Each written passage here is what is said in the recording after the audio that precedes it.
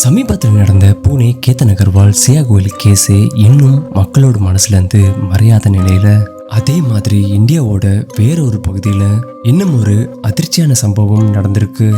கணவரை கொடூரமா கொலை செஞ்சுட்டு உயிருக்கு போராடிட்டு இருந்த தன்னுடைய மகன் பக்கத்திலேயே அமைதியா படுத்துக்கிட்டு மொபைல் பார்த்துட்டு இருந்த ஒரு பெண் டாக்டரோட வீடியோ வைரல் ஆகி இந்தியா முழுவதும் அதிர்வலைகளை ஏற்படுத்தியிருக்கு.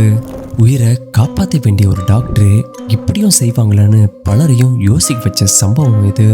இந்த கேஸ் மக்களோட மனசுல ஒரு விதமான பயத்தையும் பல விதமான கேள்விகளையும் எழுப்பியிருக்கு.